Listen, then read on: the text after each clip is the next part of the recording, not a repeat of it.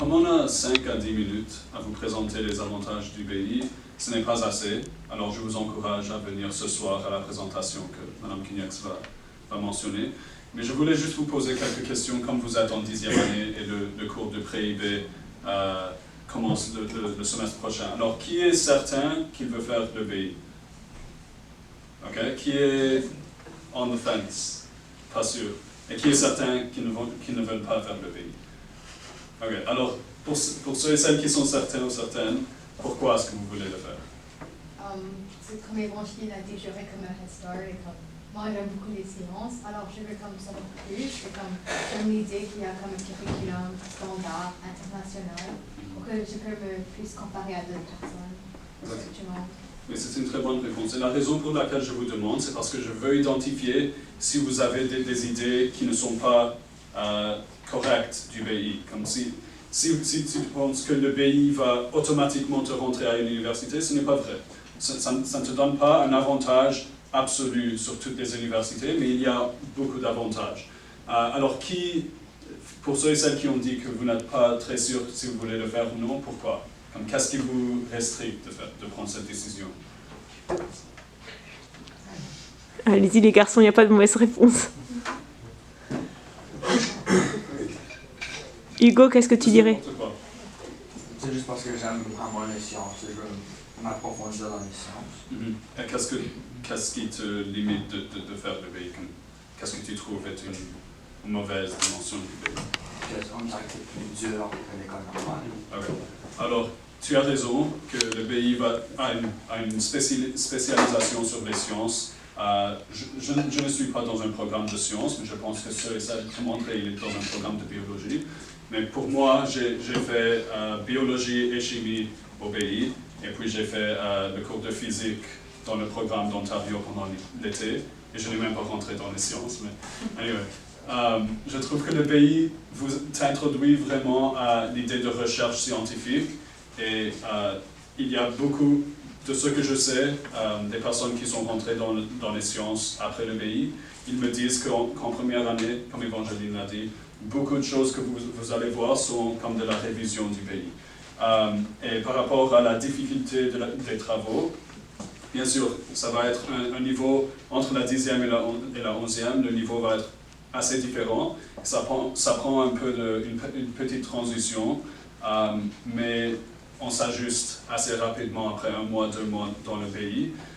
Et en 12e année, j'ai trouvé que la 12e année était plus facile que la 11e année au BI, parce que j'avais déjà ces connaissances préalables, c'était plus familier. Alors je te dirais que à la première année d'université, les choses vont encore, la difficulté du travail va agrandir encore. Alors si tu veux commencer d'ici et aller ici, le BI est bon pour toi, mais si tu veux commencer ici avec le programme régulier et puis faire un grand saut, ça va être beaucoup plus difficile. Alors c'est mieux d'avoir plus de travaux et des travaux qui sont plus durs maintenant en 11e et 12e que de les avoir à la première année. Et pour ceux et celles qui sont certains qui ne veulent pas faire le BI, quelles sont vos raisons? Il n'y a rien de mal, comme vous ne devez pas le faire. Isaac, tu as une raison? J'ai des amis qui ont fait le IB et disaient que c'était très difficile.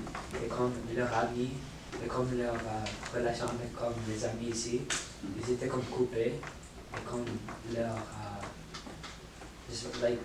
leur liberté était pratiquement comme coupée. Bon, quand ça vient à la vie sociale, je crois que ça c'est d'habitude l'aspect le plus stressant quand ça vient à la décision de faire le BI ou non.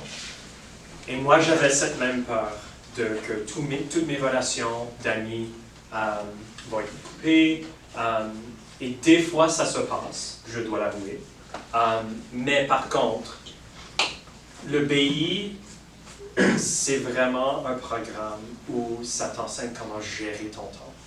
Et si tu peux et si tu veux bien gérer ton temps, il y a beaucoup plus, tu vas toujours trouver une façon de garder tes relations interpersonnelles. Par exemple, juste la preuve, c'est que l'université, même en 4e année, ou surtout en 4e année, c'est 10 fois plus de travail que ce qu'il y a dans le BI. Et même à ça, j'ai quand même le temps d'aller voir un film avec mes amis, aller au bar avec mes amis, juste passer mon temps avec mes amis et de garder ma vie sociale. Et par exemple, au secondaire, l'idée vraiment c'est, quand ça vient à les choix qu'il faut faire, il y a toujours un choix. Et par exemple, en novembre, en 12e année, quand tous tes projets sont dus, tu vas pas voir tes amis cette fin de semaine-là. Mais quand même,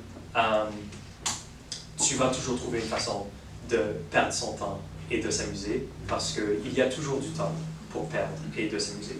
Et quand j'étais en 10e année, Matthew Beamish, qui était un ancien élève comme moi, j'étais ici, donc il est beaucoup plus vieux que vous, il avait fait un exemple qui m'a vraiment marqué, et c'est ça. Donc l'université, quand ça vient à la charge de travail, c'est comme ça.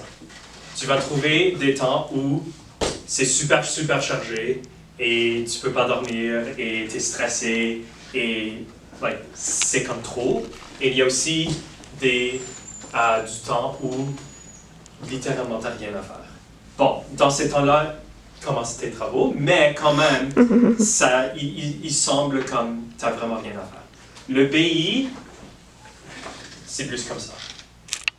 Ça ne monte jamais à l'intensité de l'université, mais en même temps, il reste toujours quelque chose à faire. Et cette visualisation m'a beaucoup aidé à Se voir. à faire la transition entre le BI comme concept et le BI comme pratique. Et